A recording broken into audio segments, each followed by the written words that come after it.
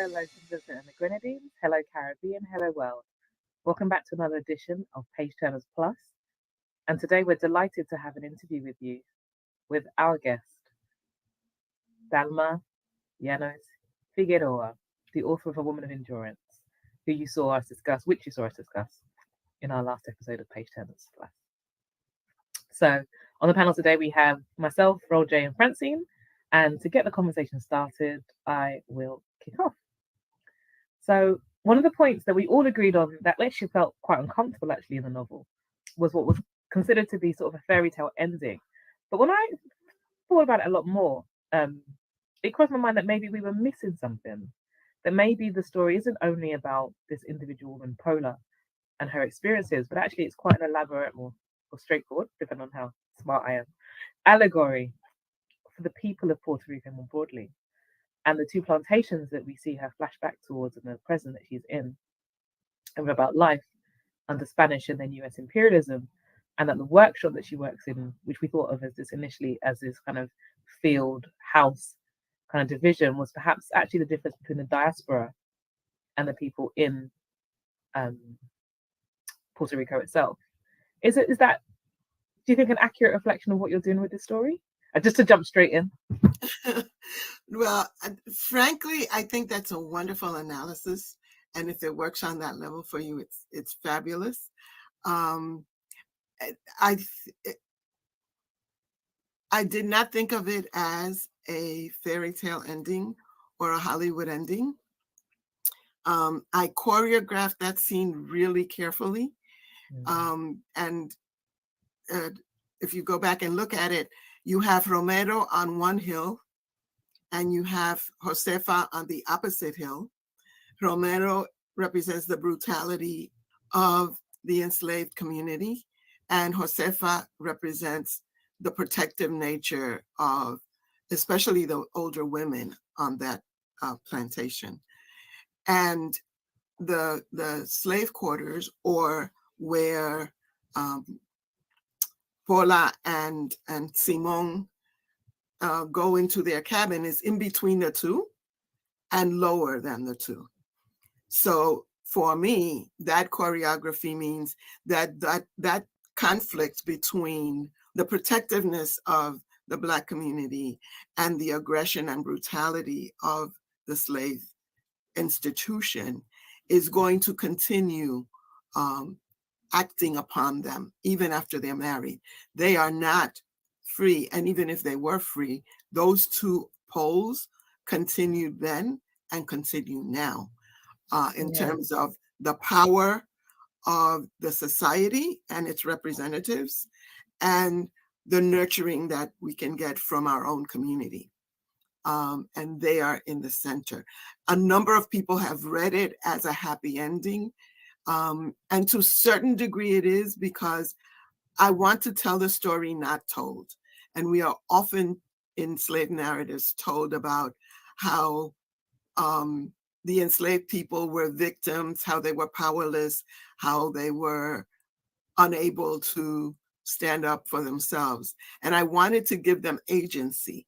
I wanted to give them all the positive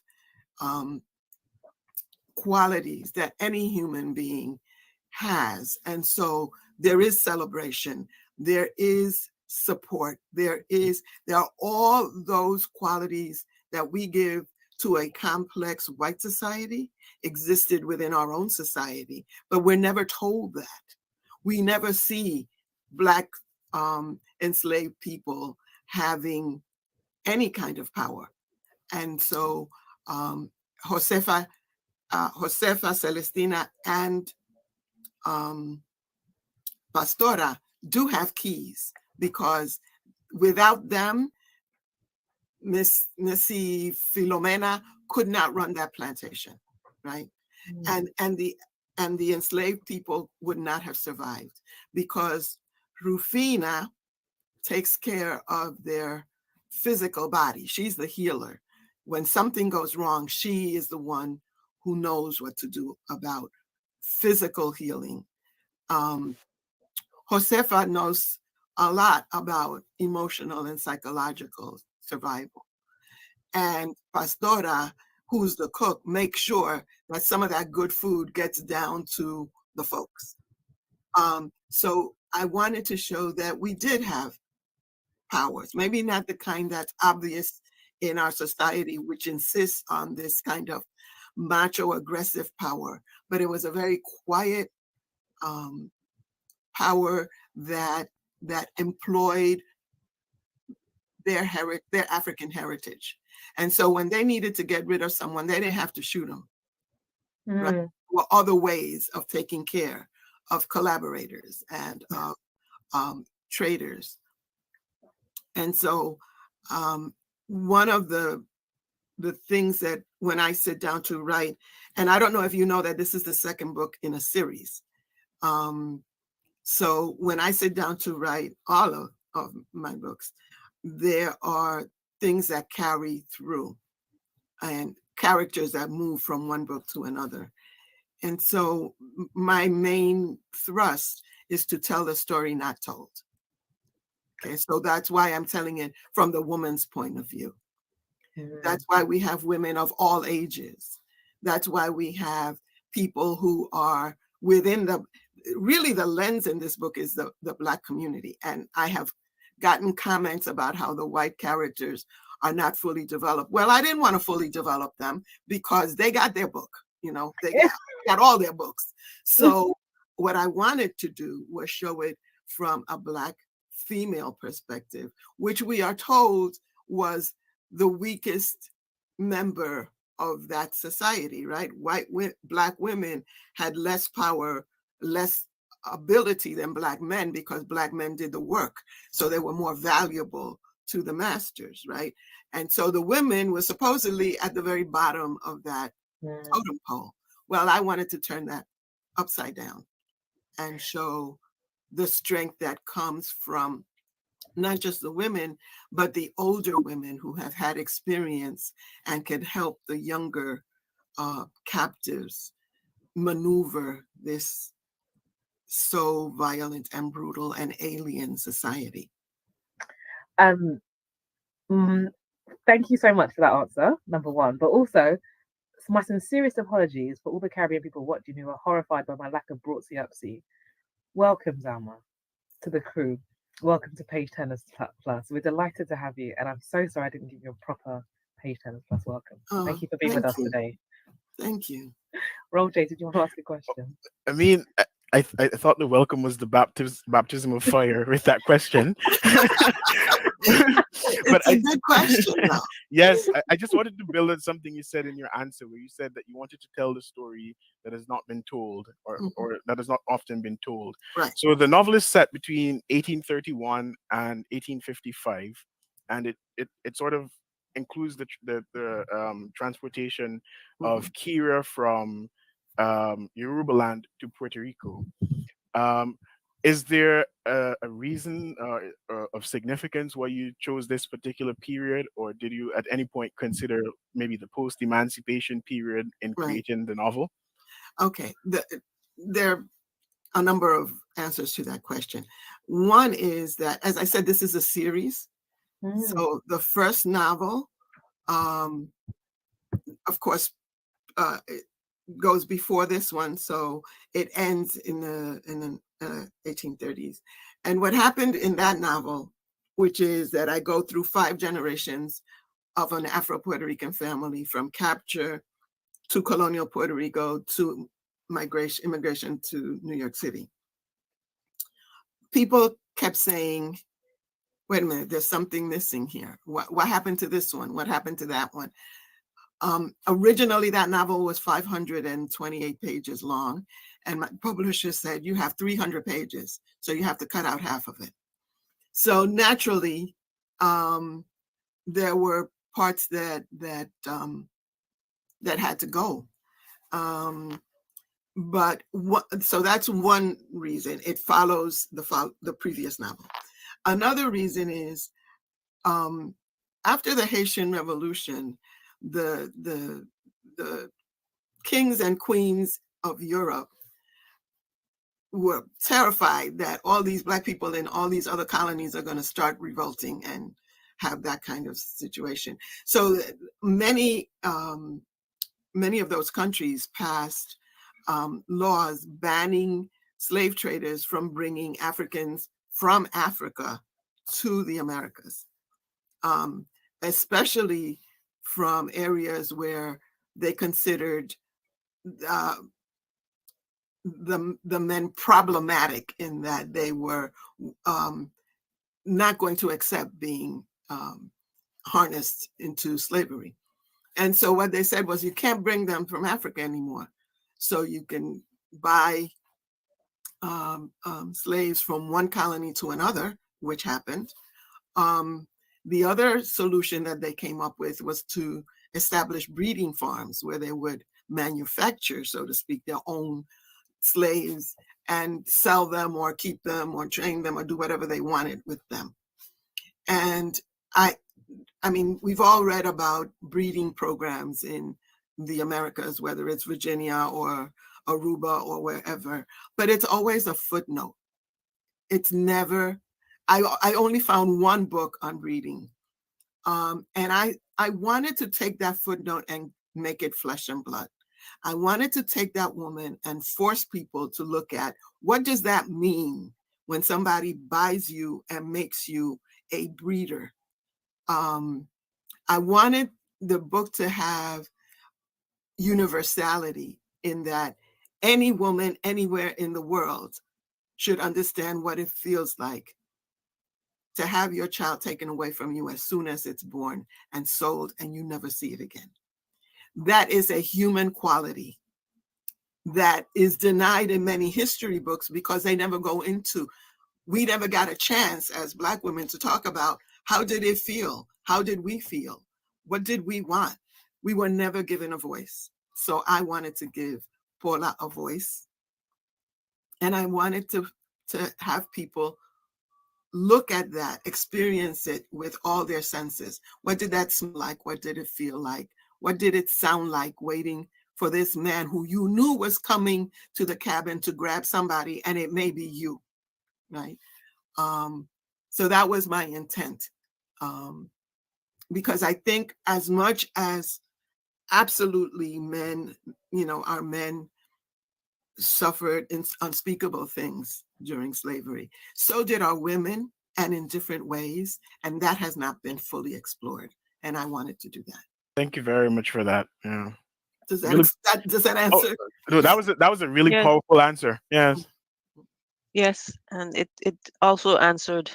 We were gonna actually follow up with why you wanted to tell the story of breeding. So that was, yeah, that was great.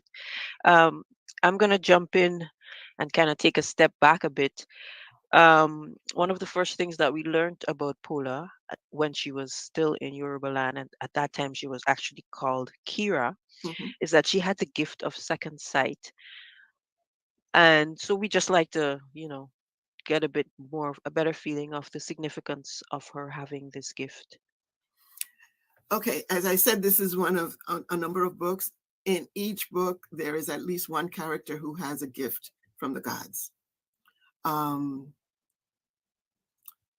My foundation is that one of the reasons that we as a people were able to survive slavery is because you can enslave our bodies, but you can't enslave our souls.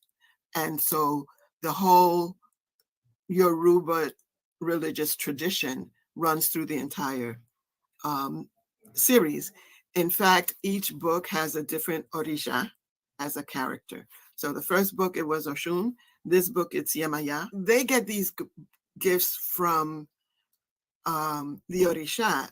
There's a section where Paula's mother is advising her to be careful of the gift, that you have to control it, that people, even your own people, may not understand it and may not welcome it. So Paula's gift is the gift of touch.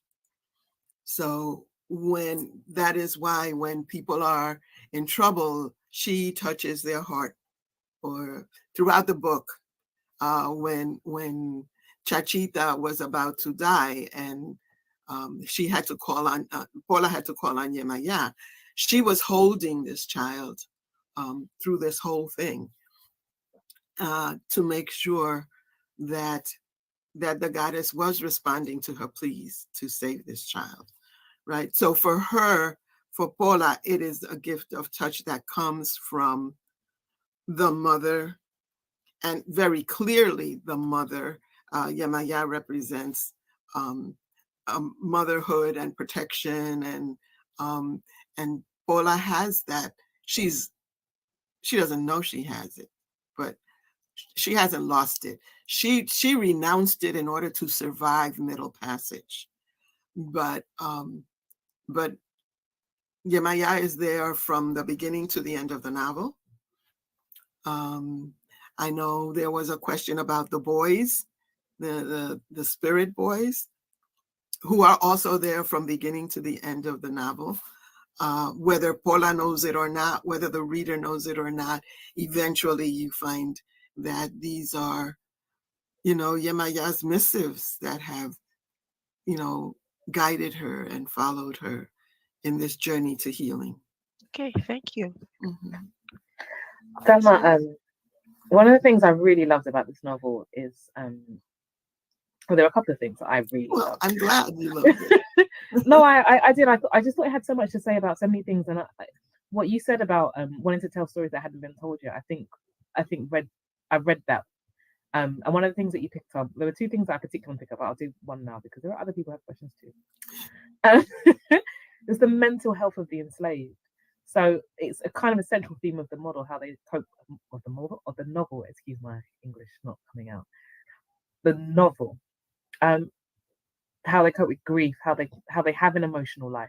They're not these physical vessels that we're always kind of taught to think of them as. I think you really give them an emotional interiority that's rich, and the length of time that it takes to heal from something like being a breeder is really well drawn, I think. So thank you for that, really, for taking that kind of seriously. And I guess we've often heard people talk about intergenerational trauma. Do you think that the damage done to our bodies was not equal to that done to the spirits of our ancestors? I think that's what I'm trying to say in a very roundabout way. Is that why you spend so much time on this question of mental health? I think that as a whole, especially Western society, thinks of health as the body. And I think that we need to look beyond the body, because even if our bodies survive, our souls can be so damaged. And that comes out in all kinds of ways in contemporary society, right? But I also wanted to look at what kind of damage creates that kind of emotional and psychological jolt. So for one character, it was taking away her babies drove her crazy. And serial rape made her lose her mind, because that was a repeated assault on her. She was very young. She was one of the younger women in the birthing cabin who chose to just not be there because she didn't want to live that kind of life. Paula, who is older and stronger, survived it, but not without considerable damage. She did not trust. They tried to make an animal. They treated her like an animal, and they almost succeeded, right? When she got to the second plantation, she behaved like an animal. She defended herself by biting, by striking out. When they wanted her to join the other people, she would not sit with her back exposed. She'd rather sit with her back to a tree, which was going to make it bleed and hurt. But at least she knew she wasn't going to be attacked from that direction, right?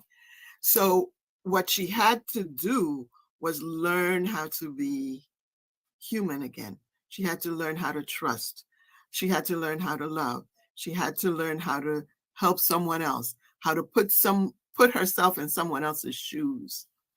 And that was a long trajectory. I really had to think about what are the steps to healing? What are the things that you have to pick up that have been discarded for you to get to this point. So yes, you know, and then you have somebody like uh, uh,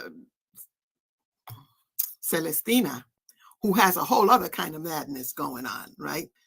I'm whiter than the white people. Why should I be here, right? Or Leticia La Loca, who just didn't want to be Black, and she'll do anything not to be Black. So to me, that's all different levels of mental illness and madness.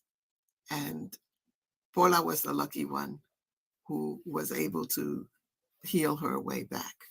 Thank you so much for that answer. I think it was such an important thing to think about, people being able to heal in that time, because if Caribbean people are anything, it's survivors.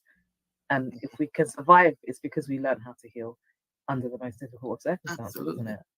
And if they hadn't healed, we would not be here. So That's a very true point.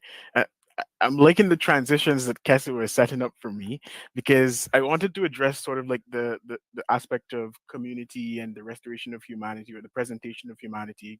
And I think you, before you go on, I have to yes, tell you, I am so glad to see you here, oh, because I am so tired of people saying I write women's books. No, I write people's books, and from a woman's point of view. So I'm very glad that you can connect with it. So go ahead. oh yes. So yes, so in the blurb of the novel as well, you mentioned that you wanted to show the community and show the humanity among the enslaved population of Puerto Mhm. Rico. And so I was wondering, in sort of juxtaposing the cruelty of some of the enslaved people with the love and tenderness, for example, that Tia Josefa demonstrated. Um, did you what did you want to accomplish by showing sort of like both sides of the coin, in terms of the tenderness and the cruelty? And to add to that, I was wondering if you've ever gotten feedback from anyone, particularly those people who wanted you to develop the white characters more, as to whether it sort of reinforced the point that it wasn't only the white slave masters who were cruel in slavery. Because I know in the reparations argument, a lot of people say, well, it wasn't just the Mhm. European colonialists who did Mhm. it. So I was wondering if that point came up at any point in your discussions with others on your novel. Luckily, no, that did not come up. Okay. Although I have learned to be very diplomatic. Um, I want, my primary goal is to show us as complete human beings, because the only way that slavery, whether back then or some of the racism that we see today, the only way that can survive is if you've convinced yourself that that individual is not a real person. They don't have the same feelings and concerns that I do, right? So I wanted to show us, the Black community, in all its nuances and all its traits, positive and negative. I wanted us to be an encapsulated humanity. So we have everything. We're not all wonderful, protective people. We're not all self-haters. We're not all collaborators. We're not all virginal vessels, right? We are collectively everything that is human. The question is, how do we deal with that?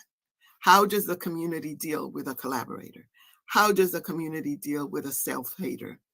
How does a community deal with someone who is so damaged that they're almost at an animal stage? Well, what you do is not cage them up. What you do is teach them how to reclaim their humanity. And so on many levels, I just wanted that Black community to be as nuanced, as diverse, as interesting, as intellectually capable as the white community usually is in novels, right? So we have all of that. Simon is a scholar.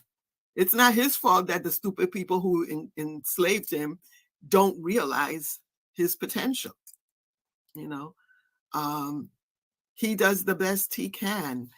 And what's interesting is at that scene where Don Tomas calls him into the library to talk to him and realizes, wait a minute, this is not just a plain ordinary slave. What's up with him?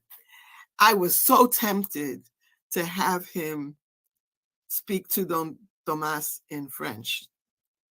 But I decided, okay, that's over the top. Let's not go there.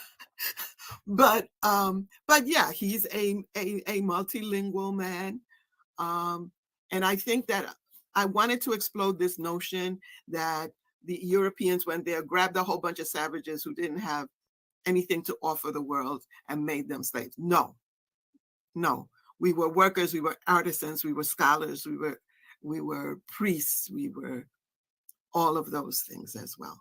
Okay, I'm gonna follow on because I think you touched a little bit on the question I'm gonna ask when you said that you wanted to show all the different, different personalities, the different Mhm. nuances.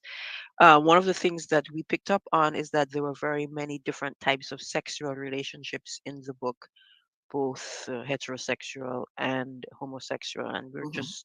just like you two. Talk a Mhm. little bit about why you explored so many different types of sexuality.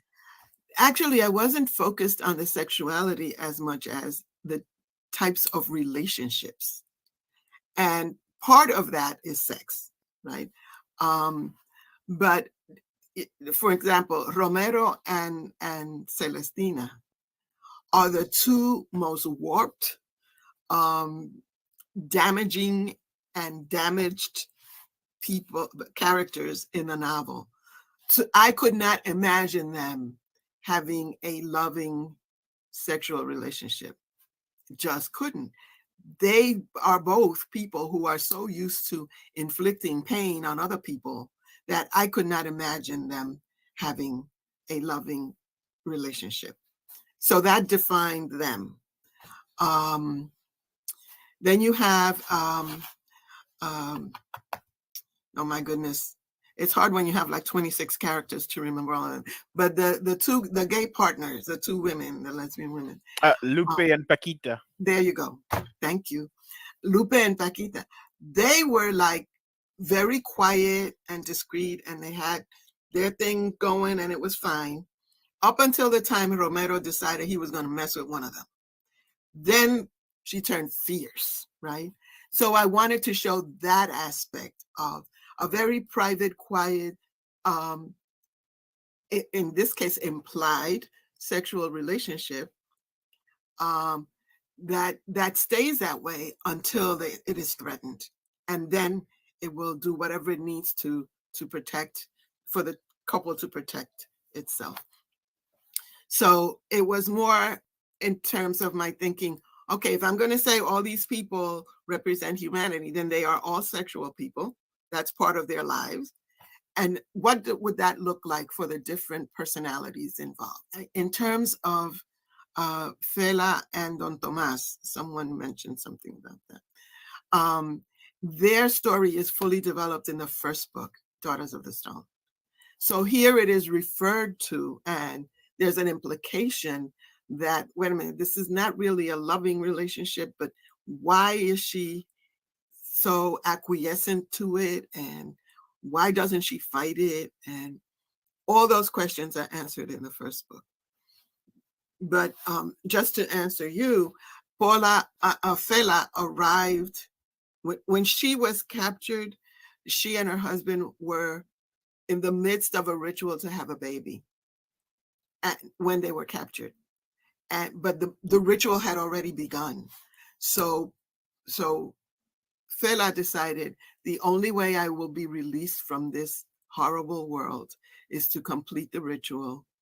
And so she lets him basically rape her so that she can have the baby, so that she can move on with her journey, because she wanted to go join her husband with the ancestors.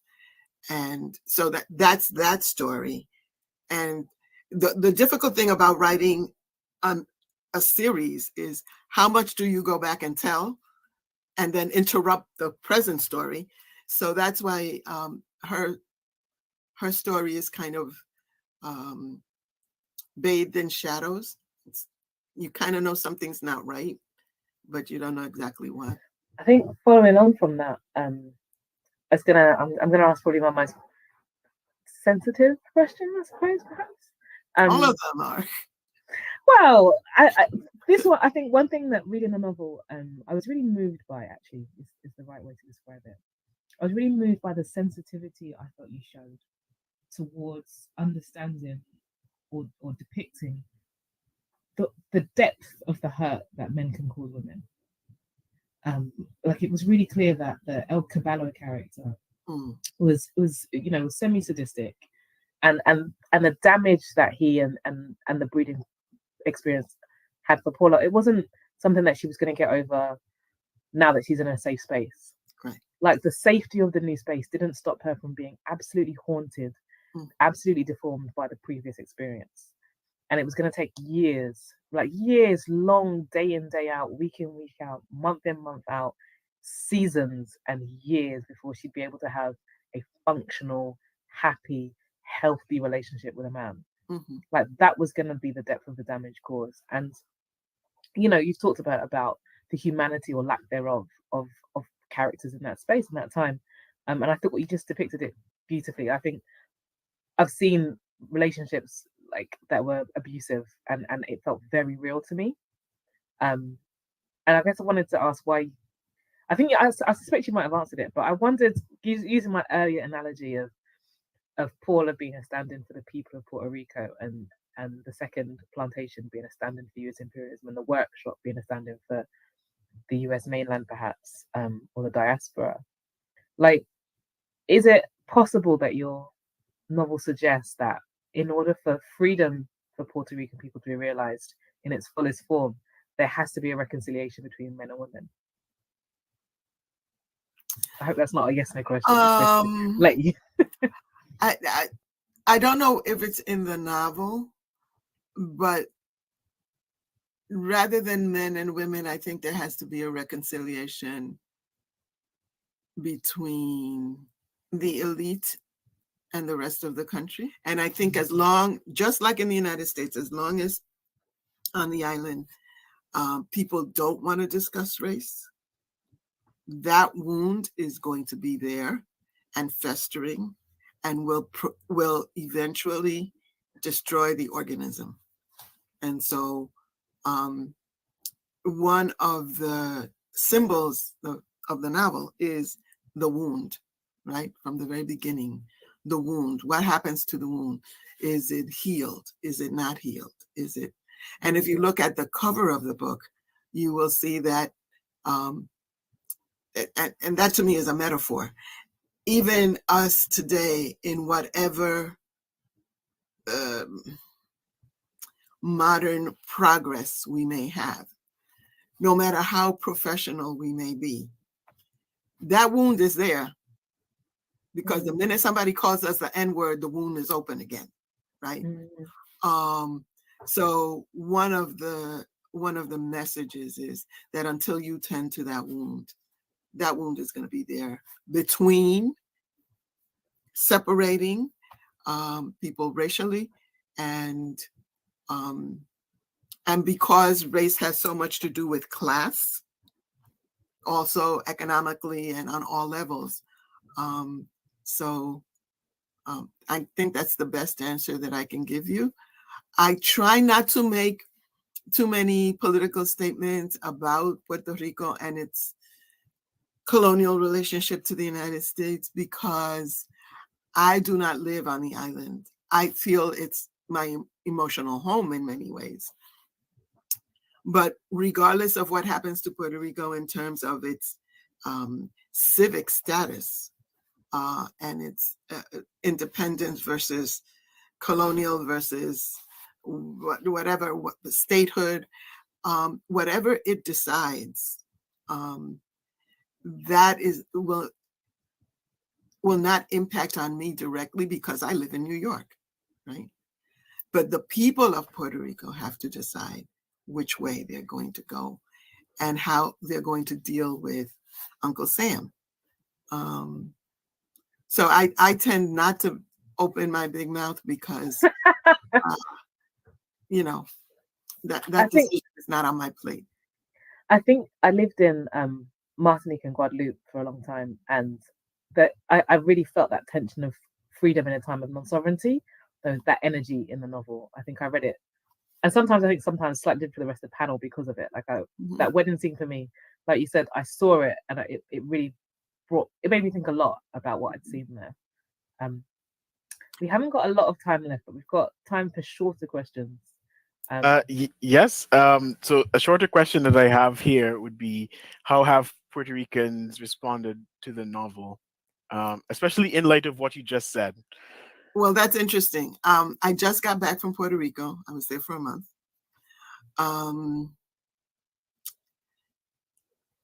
Many people had not read it yet. The people who had read it, many of them were from the Black community, and they were surprised that someone who was brought up in New York City and not really part of the island community, that I had tapped into something that needed to be voiced. And perhaps it's easier to voice it in terms of systems. It's easier to voice it from New York than it is Puerto Rico, although there are many Afro-Puerto Rican writers on the island who have been addressing the issue from the 1800s to today. The question is how much promotion is given, right? One of the things that I loved was teaching a creative writing workshop in a historically Black town in Puerto Rico. That was important to me. And I felt the love, I felt the embrace. I think for many people, it's the, somebody finally said it, although, as I say, there are Puerto Rican artists that are doing it on canvas, that are doing it in installations, and they're beginning to go outside the island to show their work in other places. So somebody like Danielle Lind, who was chosen to be part of the Whitney Biennial, it has become internationally seen as the voice of Afro-Puerto Ricans. Right? And there are other artists as well. So I think I am joining artists on the island who are already saying that. On the other hand, there are other people who don't necessarily feel that way. And I feel that it's my job to present my worlds that I create from my perspective. It is not my responsibility to make sure that it coincides with the reader's perspective. This is my perspective. And I'm very glad that there are so many people out there who feel like, oh, this is me, That's my job. That's my job, to put us authentically on the page so that our children, now that I'm a senior, our children and grandchildren don't have to ask, where did I come from? What was going on, right? So that's the short answer. That's as short as I can get. Thank you very much for that. One of the things that we picked up on, I think we all picked up on, is in your use of language in the book. It's written in, I guess can say standard English, with of course Spanish being thrown in. Mm-hmm. But we noticed that Rufina's language was different from the other enslaved Mm-hmm. people on the plantation. And is there a particular reason that you chose to make this distinction? Rufina is possibly, with the exception of Josefa, perhaps, although they work in conjunction, but one of the wisest characters in the novel. And in a sense, I modeled her after my grandma because she didn't have a lot of schooling, but something went wrong. She knew she could go out to her garden and find something to help the situation, right? Her knowledge was the knowledge of the earth, of the plants, and so no, Rufina doesn't have great language skills because in her case, she's been on this plantation her entire life. So she has had, there's no reason why she should know the language better, because she lives her life with the Black community, mostly the field workers who get hurt, and she needs to tend to them. Josefa, on the other hand, works in the house, in the big house. So she has to deal with not only the owners, but all the women who come in to get fitted and all of that. So she needs to have linguistic skills that are more advanced. Rufina is dealing with the folks, and she, whatever she thinks comes out in whatever way it comes out. If you were reading the book in Spanish, it would be even more obvious that her use of Spanish was, to put it mildly, a second language. But her linguistic limitations are so outweighed by her knowledge of the world. And when Paula arrives at the plantation, the first person she meets is Rufina. And Rufina says to her, "Are you going to let them win, or are you going to fight to stay alive? Tell me now so I don't waste my time," you know? And so she has knowledge on so many levels that belies her linguistic ability. It was all going so well. I said I'm going to ask the final question. So, And it's a two-parter. okay. Yeah, I never expect a simple question from you. Oh wow, already. Gosh.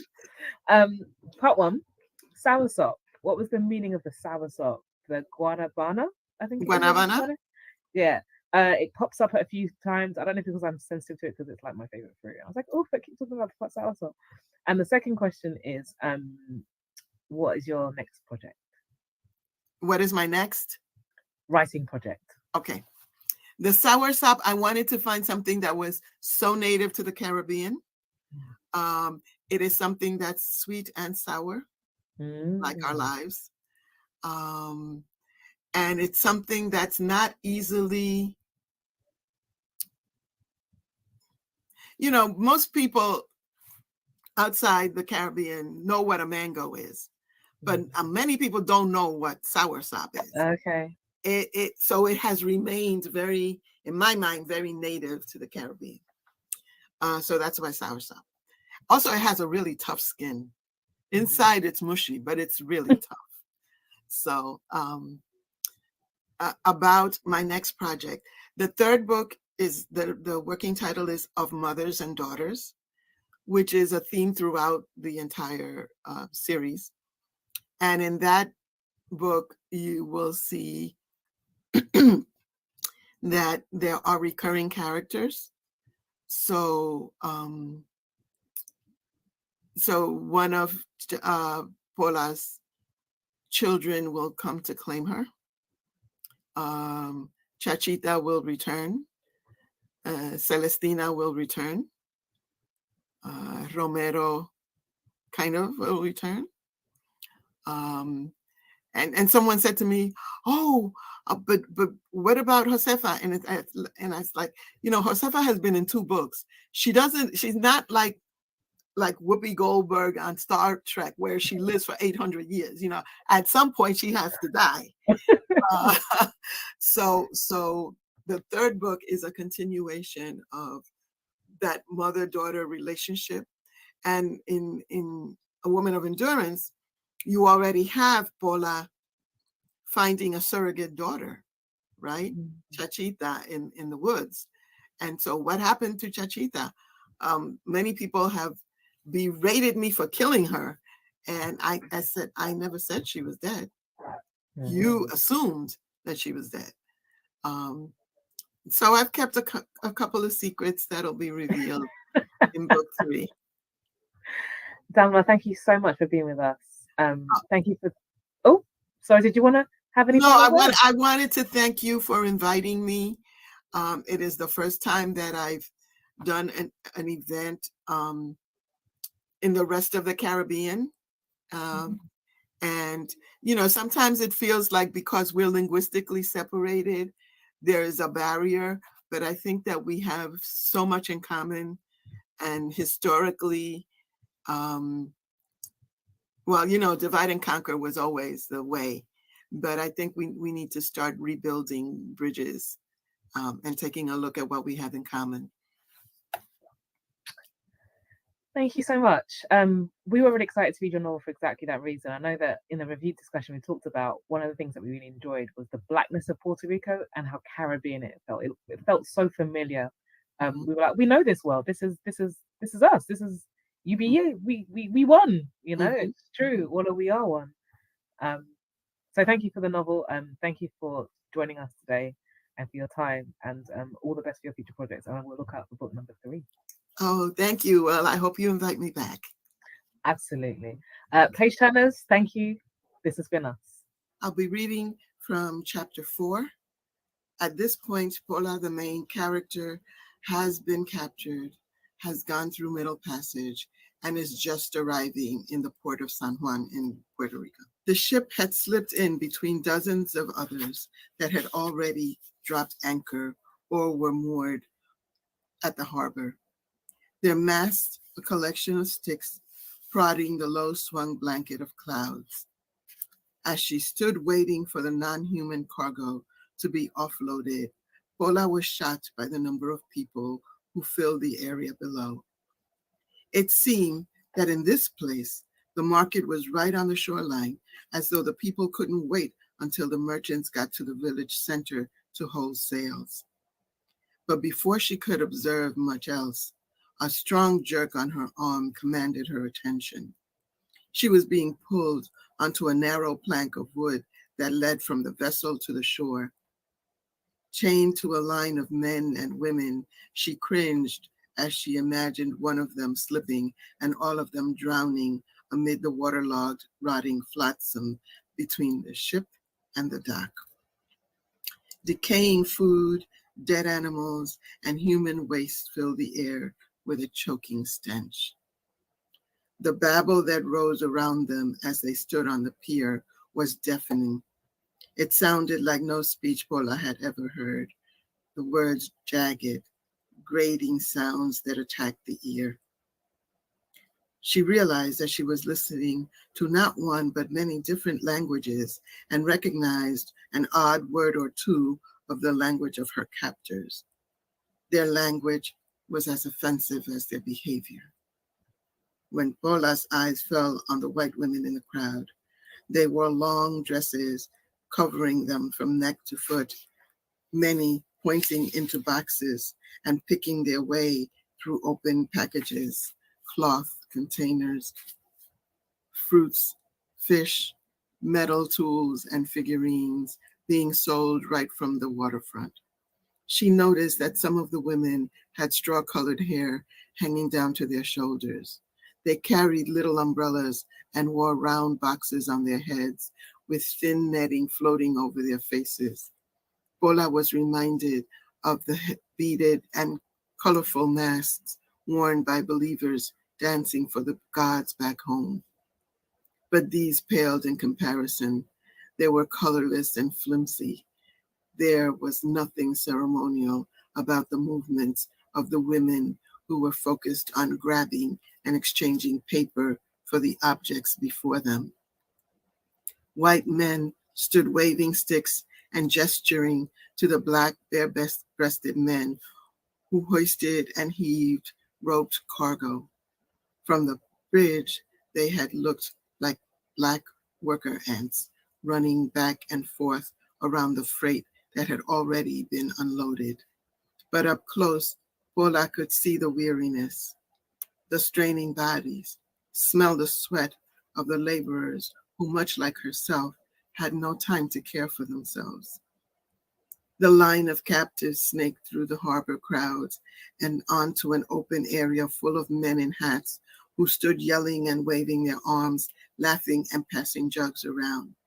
She was herded into a corner of the square to wait her turn at the stake in the center, where one captive after another was exhibited to men waving pieces of paper. There was much back and forth, and then paper changed hands and the purchase was dragged away. When it was her turn to stand at the block, Paula was released from her chains, dragged up onto the platform to the pole where she was tethered once again. Mother Yemaya, where are you now when I need you most? Paula closed her eyes. She thought about all that had already been taken from her. Her lovely fingers, her teeth, her body, her untouched womanhood, her laughter. But they hadn't taken everything. She clung to her faith, her soul, and her secret. The seed she knew was already growing within her. She smelled tobacco, sweat, and rancid breaths as fingers poked. Hands examined her scalp, squeezed her breasts, and slapped her buttocks. Someone pulled back her lip and dug into her mouth. She bit down as hard as she could. The loud male cry was followed by a stinging slap that knocked her down, leaving her hanging from the ropes that bound her to the stake. She was dragged up again, and then hands rubbed at her belly and below, digging and jabbing at her bruised insides. Men laughed and argued. The hands went away, and then they were done.